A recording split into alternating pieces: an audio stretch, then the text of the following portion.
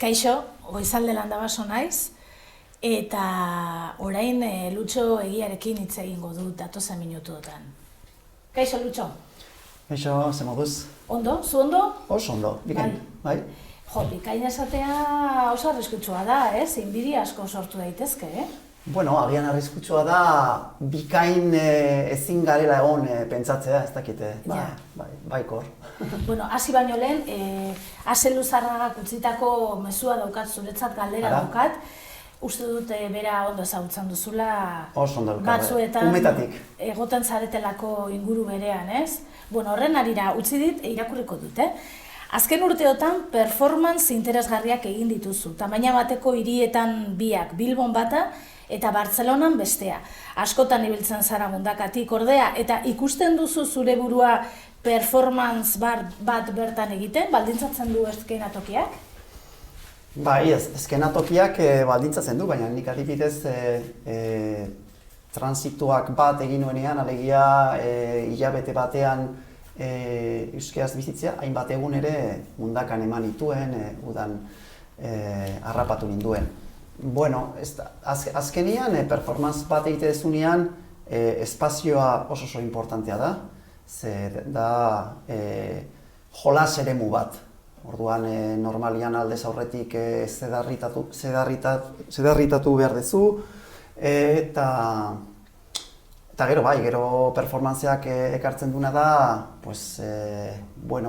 ustekabekuak ekartzizkizula, baina, printzipioz espazio aldez aurretik erabakitzen duzu, eta, egunen batean mundakan egingo banu, aldez aurretik buruan euki barko nuke zein den mundakako realitate espaziala. Eta realitate orokorra, ez? Mundakarrak igual azarratuko dira edo... Ez dakit. Bueno, azarratu igual ez, baina zerrezana emango zenukela seguru nago. Bai, ez dakit. Nik azkenian mundakan dakat harreman bat ni beran idantzea naiz. Eta orduan, lehenik eta jakin behar duzu zein den zure tokia. Eta gero, horren arabera jardun, ez dakit. Egia azateko ez dakat buruan mundakan performantzik egitea, baina bai adibidez datozen hilabetetan performance berri batzuk egitea hori bai. Han idazten duzu mundakan? Bai, eta idazten dut etxean, ari naiz, bain gainera, gustura, etxean, eta gero tarteka liburutegian, bai. Itxialdia, derrigorrezko itxialdia bizi izan duguna, sortzaientzako ona izan da edo ala txarra izan da? Jo, ni etxealdian izaten nuen, urrian azaroan, Overbookin egongo da, bintzate literaturari buruz ari naiz, baina ez bakarrik, eta nolabait, me konsta. Overbookin egongo da argitaletzetan. Uste dut jende asko, ibili dela idazten, alde batetik, niri ailegatu zeidana, eta gero behar bada beste batzuek ez dute horrela etortu, baina lehengo gunean euskal idazle batek esan zidan etxealdian 800 horri idatzi zituela. 800 horri? Gero horraztu behar da eta, baina bai, idatzi eta idatzi, izan liteke muturreko kazu bat. Eta horre geratzen da.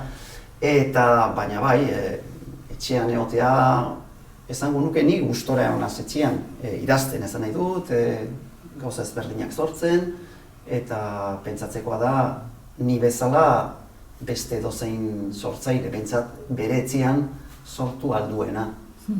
Edo zelan ere, berezitasun bat izan duz, egia da sortzeko etxeratzen zarela batzuetan edo behintzat leku batera biltzen zarela, baina gero beti daukazu irtetzeko aukera, ez?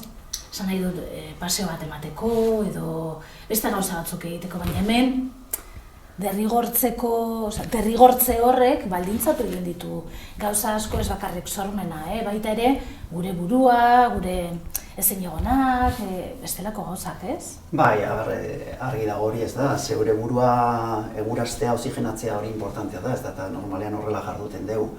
Baina behar bada egoera berezi horretan, ez dut inor ezagutzen, baina entzun dut, bueno, pues pertsona batzuk irakurri ezinik, ibili dira, sortu ezinik, kontrakoa gertatu zaia hain zuzen ere, bestelako giro batean, sartu direlako, giro itogarri batean, ez da? Bueno, ez dakit, ez da nire kasua eta, bueno, bai, beti behar da oreka bat, ez da? Zerua itsaso zikin bada? Zerua itsaso zikin bada, bai, eta esango nukenik, bueno, ez dakit, gizarte nahiko hipokrita batean bizi garela, ez da? Eta esango nukenik, bai, badala. Horregatik jarri zenuen besoan? Bueno, ez, egia esateko jarri nuen... Agian jarri duzu? Ez, bilatu nahi nuen besoen arteko oreka bat, besterik gabe, eta bueno, Martin Larralde izango da, ez dakit, gehien gustatzen zaidan kanta, ez dakit ziurrenik ez dakit, ez daukadalako lakorik ez da, baina ikaragarri gustatzen zaidan bertsoak eta kanta bera ez da, Ruperrena eta Sarriren bertsoak, eta, bueno, hor da bolero hori ez da. Jo, baina, bestean zer jartzen du? Hau, bueno, ez gara ezer desegin arte, hau da pixka bat ez gara ezer egin arte, alegia egiten deguna gara, hau nolabait izan zen leitmotiba lehendabiziko performantzia egin nuenean hori euskararena, hori deseraikitzea batez ere hori Judy Butlerren ideietan, eta bueno, orduan ez gara ezer desegin arte, pixka bat. Ez, pentsatzen nahi nintzen, Martin Larraldek bizitza iguingarria izan zuela. Bai, eta hori da, oso bizitza karroia, latza, bai, preso, bueno, gaztetatik, ez da, eta gainera nolabait esateko familiak traizionatuta, eta bueno, pues, kantak dioen edo bertsoek dioen bezala galeretara alegia, lanak, derrigorrezko lan, ez dakit. Bai, egitera, ez da, kondenatuta, hori behartutako lanak, trabajos forzados, nolabait esaten da horrela, ez da, bueno, galerak. Eta, bueno, hori izan zen. Eta hori izan, bai. Eta, bueno, hori galerianuaren bertsuak idatzi zituen, eta jaso zuen bere zoritza arrura. Jo, bizizara, eskenatoki literario oso ezberdin bien artean. Ze batetik mundaka leku ideala dela esan genezake, ez? Askok oporleku daukate, bizitaleku, hor dago olatu zoragarri bat, paisaia idilikoa da, Urdaibai, itsasoa, eta gero bestetik bizizara Bilboko alde, bueno, kolpatu batean nolabait esateko, ez? Zazpikaleen alde kolpatuena behar bada, eta hori zelan eskontzen da zure buruan, alde bi horiek? Bat bi iesbidea da eta bestea iesbidea ere bai? Bai, ez egia esateko ni Bilbon bizi naiz, eta, bueno, Iturribiden bizi naiz, eta egia esateko sormenean eta pues, adibidez oain etxealdian, atera zaidan guztia, nolabait esateko, barrutik atararaz zitudan guztia espazio eta kontestu horretatik atea zait, ez da? Egia da, bueno, mundaka, ni adibidez garai batean, ni honaz Menorkan neu bakarrik idazten, Elantxoben, hori aldi bitan egin dut, eta gaina Elantxoben pertsona batzuek ezagutzen dut, joaten nintzen lehengo hor Mataderure, gero hor fundazioak hartu zuen eta alberge bat egin zuen, justo da etxe bat dagoena justo portura sartzen zara. Bide berantza doa bide horretan. Bai, lehendabiziko etxea eta dago itsas gainean. Eta bueno, hori gero aterpe, uste gaur egun ez duela ja funtzionatzen, eta neu juten nintzen iraian, eta egonaldiak egiten dituen bakarrik, aurrean dago Mantrame taberna, 4 metrora, eta, bueno, orduan han bizi nintzen. Bueno, holako egonaldiak ere interesanteak izaten dira lasai sortzeko, eta nik egia da mundakan lasaitasuna behintzat etxean topatzen dut lasai idazteko, nire gauzak egiteko, baina gero sortzea da batez ere referentziak hartzea, eraginak, eta nonbaitetik hartuzkero nik esango nuke nire inguru urbano horretatik hartzen ditu, alegia, Bilbotik, ez bakarrik, baina hori ipatuta esango nukenik batez ere Bilbotik.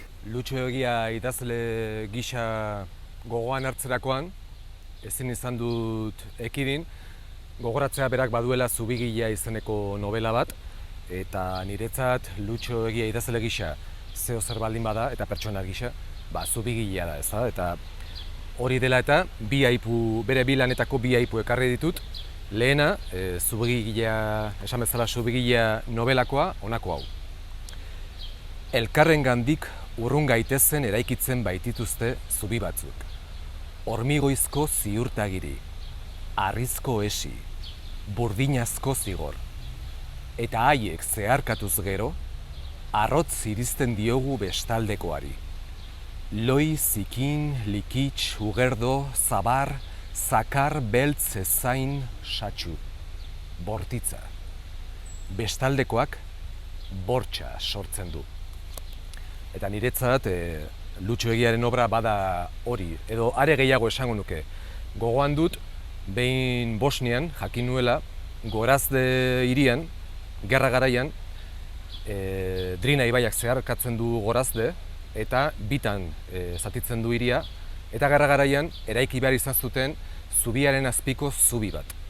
Alegia, bizirauteko eta gerrari aurre egin ahal izateko zubiaren azpiko zubi bat tiroek harrapatu ez zitzaten bertako hiritarrak. Eta niretzat nola bait hori da Lutxoren literatura, zubiaren azpiko zubi bat.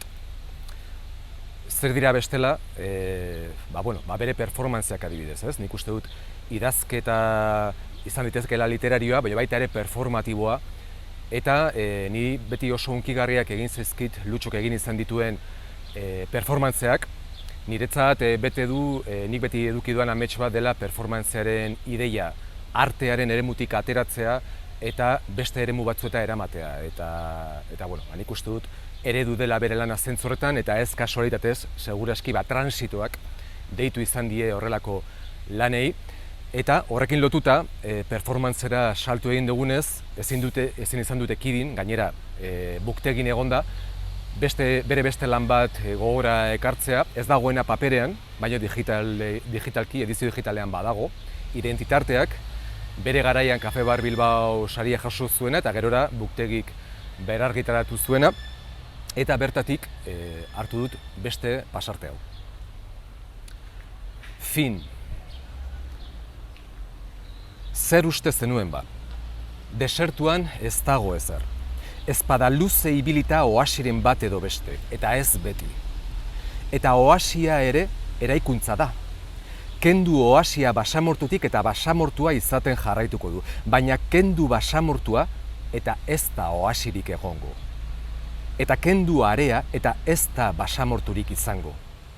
Orain dena da area. Eta haizeak nahierara barreiatzen du. Gure izatea barreiatu duen bezala. Ni ez naiz zu bezalakoa. Ez, eta zu ni bezalakoa ere. Serik, ez? Fin, ez. Ni zu naiz eta zu ni zara. Aspaldian, unetxo batez, zu izatea desiratu nuen, behin.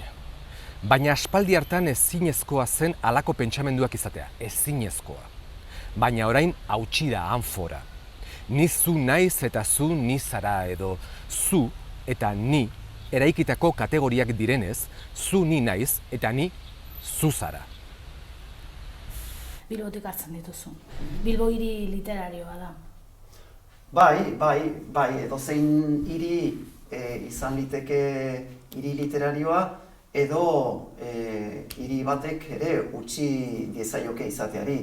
Goatzen naiz aspaldi, hitzaldi batean, Koldo Izagirrek amua edo bota zuen, eta esan zuen Bilboko idazleek Bilbori buruz idazteari utzi diote, alegia bere personaiak Bilbon kokatzeari. Eta hori, egia da, gertatu zen urte batzuetan, gero nik esango nuke idazleek ere berreskuratu dute Bilbo, eta hori da azkenean hiri literario bilakatzen duena.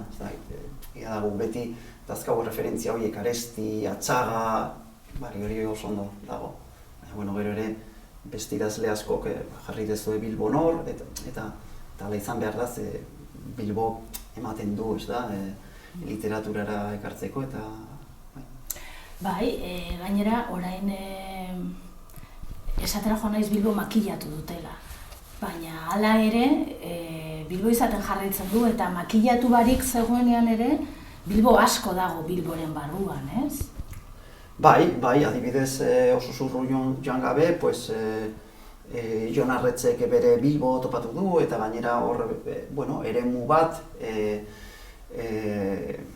bilatu du bere lanetarako, eta hor Ture detektibearen saga sortu du, eta hori da San Francisco kortesaldea, eta orduan ez dira bikale holan paralelo, baizik eta berez unibertso bat, gauza askokin bere ezaugarriak ditu eta beak horrela agertzen ditu, baina ez bakarrik, adibidez, hainbat idazle ez da, guatzen naiz, Gotzon Barandiaranek ere bere bi nobeletan, okeraz banago Gotzonek bi dauzka eta burua datozkitu hain, alde batetik Euskalduna, Guggenheim,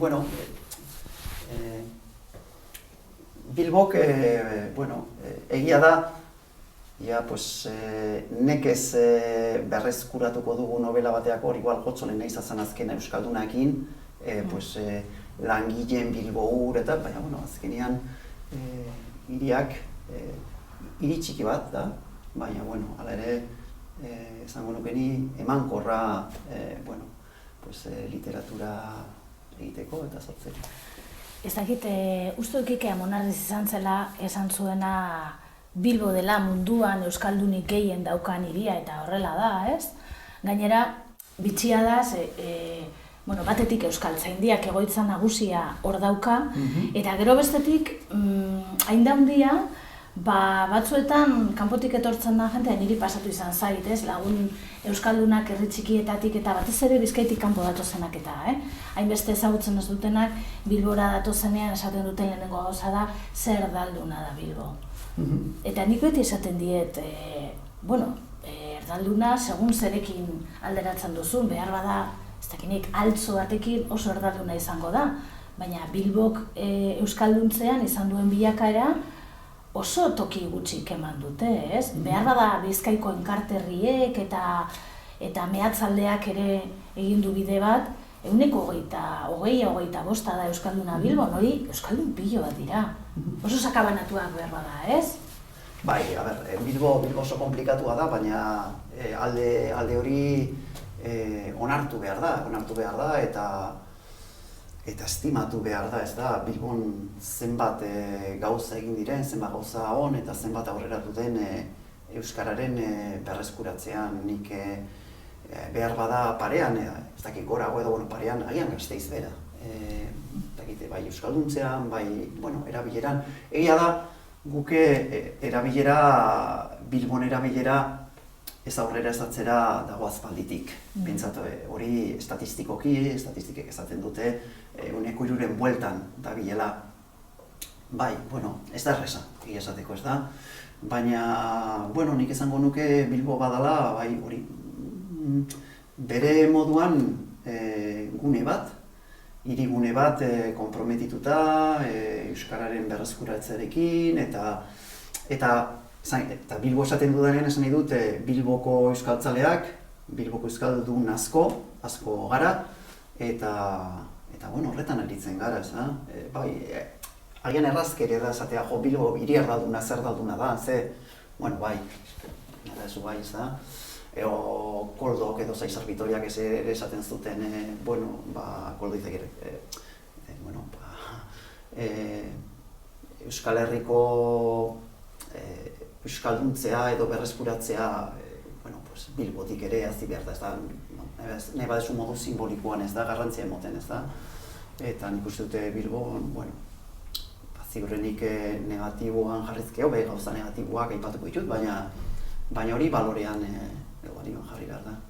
Zuk hilabete eman zenuen hor euskaraz bizi nahian, eta, erakutsi zenuen jakina zen gauza bat, ez? Bai. Ezin dela. Bai, aldez horretik ni banekien ezinezko izango zela. ezinezkoa edo posible azken batean ni bizi izan nintzen, baina nola bizi, ezta? Nik azkenean, bueno, hori izan arte proposamen bat eta orduan hizkuntzi identitateen inguruan aztertu nahi nuen hizkuntzi identitate.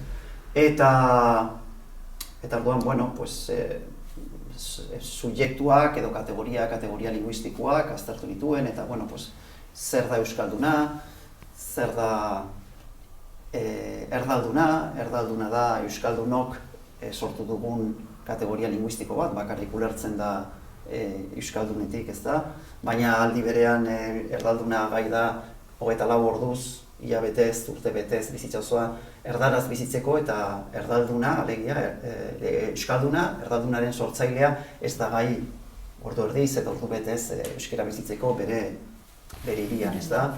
Horretarako sortu nuen subjektu teoriko bat, alegia, 24 orduz euskaraz bizitzeko gai da subjektua, eta, bueno, horrekin plazaratu nintzen eta ikusi zer gertatzen zen, ez da. Eta, bueno, performance bazanez gauza ustekabekoak izan ziren. Aldez aurretik badakizu zer gerta daiteken, baina baino zut nik gauza ustekabeko asko gerta. Zertarako lehenengo talka zure amarekin, ez? Bai, baina amarena bai irudikatu nuen, zazkenean, bueno, amarenean banuen nolabait, amarenean egiten zen espazio pribatuan, alegia batez ere, haren etxean, horretarako ere eduki behar dezu zure verifikadore bat, eta, bueno, nire maztean alaba, ez da, eta bai, bueno, batean, bueno, amak ere ikusi zuen, bera zegoela tokiz kanpo, alegia, etzen nirekin gai komunikatzeko nik ez banuen nahi, ez dakit, baina, bueno. Bai, hori muturrera eramandako harreman komunikatibo bat da, ez? Ezan ere, familia harremanetan edo oso hurbileko harremanetan non batek ez daki euskeraz, oso zaila da hori aurrera ateratzea, baina agian besteak ikusten du... Eta ikusi zuen, eta performantzeren berri, eta batez ere oso hurbilean eduki zuen pertsonek hori ikusi zuten. Etzen helburua jendea hori ere bai, hor egon zen, ezen helburu nagusia, jendea konturatzea. Hori gehiago dago, bueno, euskaraldiak, nik uste nire zen gauza individual bat, beti ere kolektibitateari proiektatua euskaraldia da, kolektiboa, eta gero eragina du norberarengan, ez da? Baina nire ama horretaz konturatu zen, eta nire kuadrillako bat, Luis Peruarra, hori ere, eta beste asko konturatu zen, eta Luis hasi zen euskara ikasten, eta beha, bueno, azkenean, geu erdaldunok, geu gara, hemen komunikazioan egiazki interferentziak sortzen ditugunak. Ez da erreza erdaldun batentzat, erdaldunaren posizioa, bakigu, erosoa dela, legitimatuta dago, gizarteak legitimatzen du. Nik esango nuke, eta gizartea da, esaten dut inertziak, baina ere politikoki legitimatuta dago. Erdalduna izatea da, eta abertzaleek, edo ok, ere legitimatzen dugu jarrera hori. Ez dakite inoiz ausartuko garen, modu kolektibo baten, deslegitimatzen, inozkuetan, egiazki. Lucho Egia del Rio Santanderren jaio zen 1969ko abuztuaren 12an. Hala ere, batek baino gehiagok bilbotartzat jotzen du, eta ez harritzekoa, hiri hori baitu bizileku txikitatik. Baina Euskal Herritik kanpo jaiotako euskalduna izateak ere esaten du zerbaitari buruz. Bueno, egia esan, hainbeste gauz esan daitezkeari buruz, hainbeste lan eta hainbeste eratakoak egin ditu, ez da erraza labur kontatzea haren biografia. Buktegin topa daiteke sintesi hau. Soziologian eta zientzia politikoetan lizentziatua eta kazetaritzan aritutakoa. Hainbat eleberri, narrazio bilduma, kronika, saiakera, zine gidoi eta antzerki testu argitaratu ditu. Kalezuloko animalien itzalak, paperezko hegazkinak, ezke erranka falta zuen, subigilea, txakur ingelezak, Metamorfosis en el noveno asalto, Adabaki ekoizpenak ekoiztetxeko kidea eta gidoilaria da. Euskara jendea lurraren bidean, gure oroitzapenak, azken urteotan, identitateari buruz jardun du artistikoki. 2015ean, Trantsitoak bilingual performantzea burutu zuen, hizkuntz identitatearen inguruan. 2016ean, Identitarteak buktegi antzeslana idatzi zuen.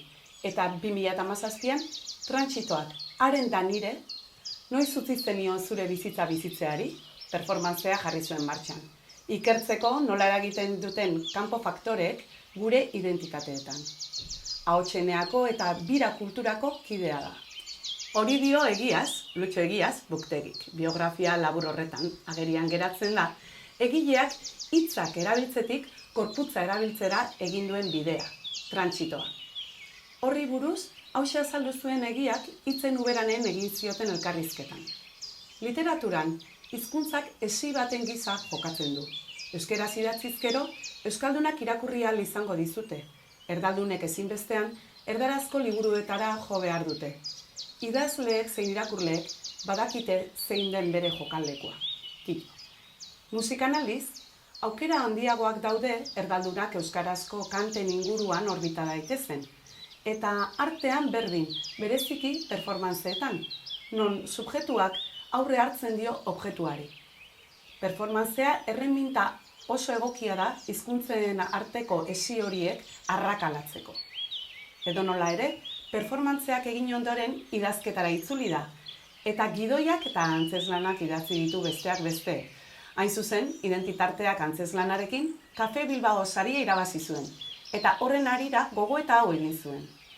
Egun, gero eta garbiago dugu egina ala garela, alegia. Ezin ditugula ulertu identitateak modu estatiko batean. Horren bestez, biografiak ere ezin dira modu estatikoan ulertu. Eta gutxiago hau, hemen utziko dugu etorkizunera irekita. Lehengoan batek esaten zidan, Euskara politizatutako hizkuntza bat da. Eta hainbeste erantzun zaio horri nek esan nion, Espainiara politizatutako hizkuntza bat da.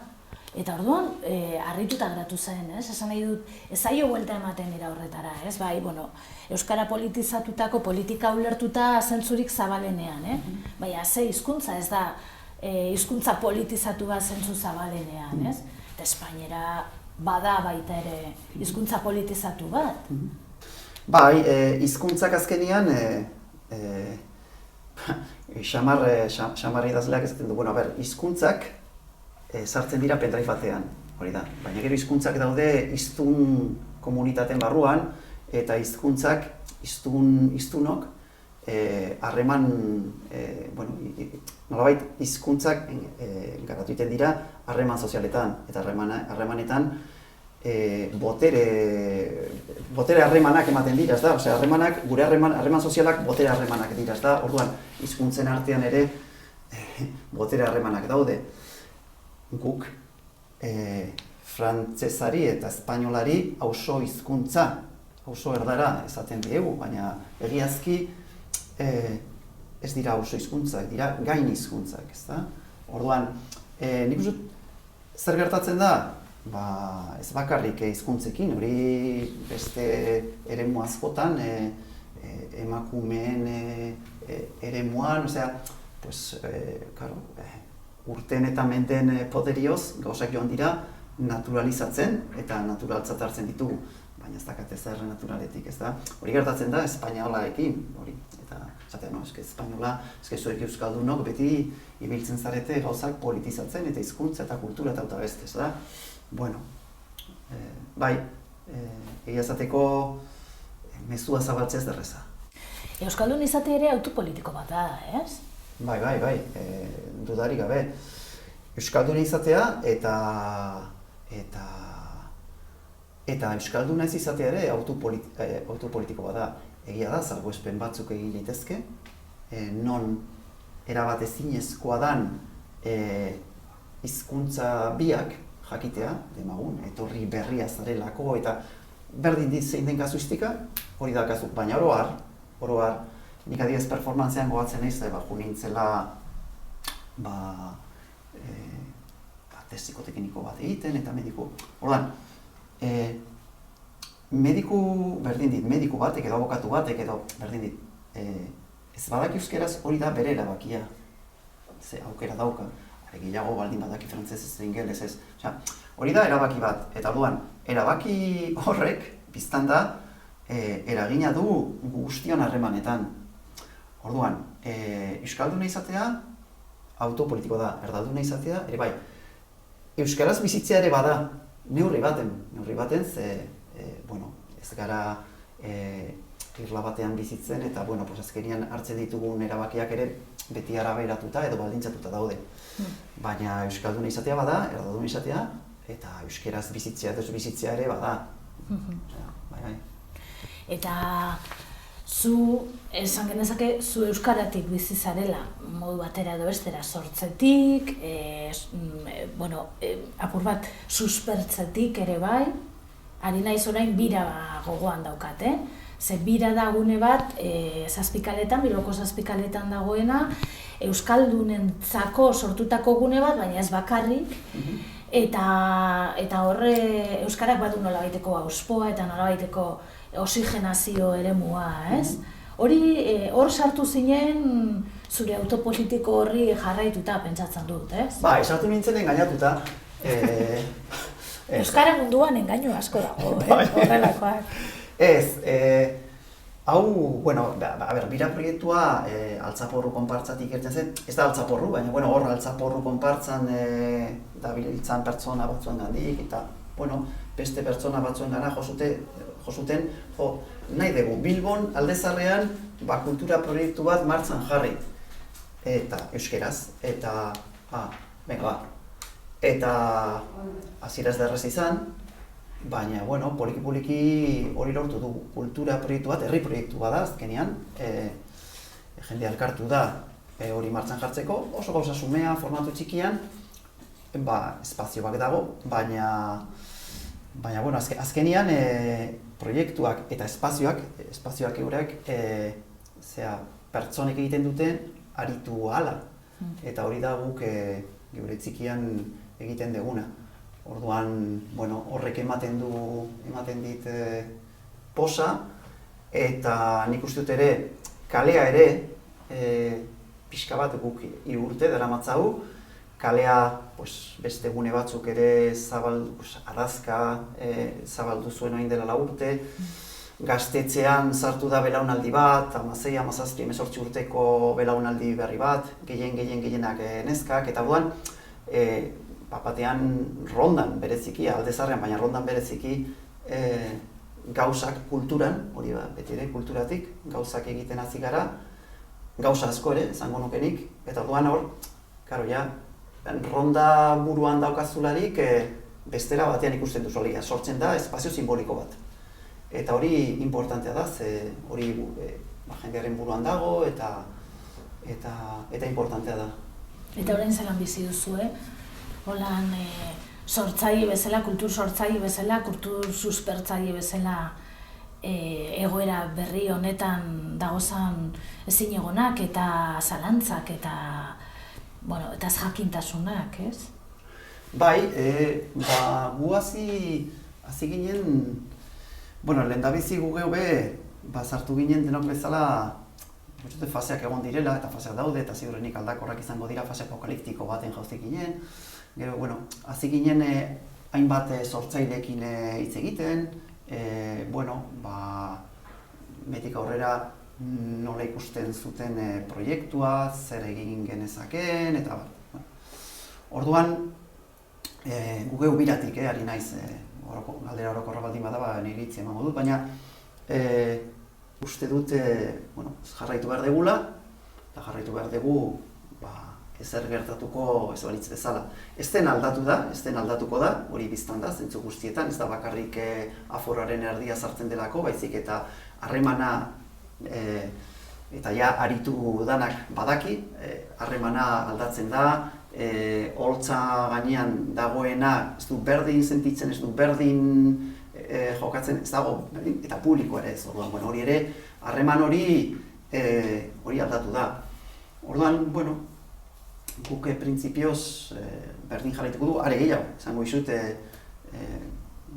inoiz baino gehiago pentsatu dazkenari begira, programatuko dugu, sortuko dugu, ideiekin gabiltza, eta uste dute, bueno, auzoari, baina gurea da bereziki kolpatutako auzo bat, Bilbon, beste asko bai, Orduan guk auzoari ere eman behar diogu, eta hiriari, eta bai, ari gara gokotzeko. Bueno, amaitzera egin behar dugu, baina nik utzi nahi nizkizuke, zalantza bat, ez galdera bat utzi nahi nizuke honintzen baitarentzako. Nik miresten ditut ikaragarri, badakidalako zelandan hori, egunero, egunkarietan zutabe bat idazten dutenak. Izan ere, nik astero egiten dut eta batzuetan inspirazioak kale egiten dit. Orduan, nahi nuke honintzen baitari helaraztea, zer egiten du berak, eguneroko horietan, seguruen izango du tarte bat lanak entregatzeko, momentu bat, arratsaldeko zazpiretarako prestatuta izan behar du eguneko zutabea. Zer egiten du, inspirazioak kale egiten dionean, eta ez dakienean nondik heldu, eta gainean daukanean entregatze ordu hori, eta oraindik ere folioa zuriz daukanean. Oso ondo, galdetuko diot. Oso ondo. Oso gustura gainera. Bale? Oso ondo. Eskerrik asko, Lutxo. Bale, eskerrik asko zuri eta plazer bat izan da benetan. Bai, niretzako ere bai. Oso ondo. Eta hurrengo elkarrizketa honintza enbeita magurigirekin, honintza enbeita bertsolariarekin egingo dugu. Plazerra baduzue, gurekin egon.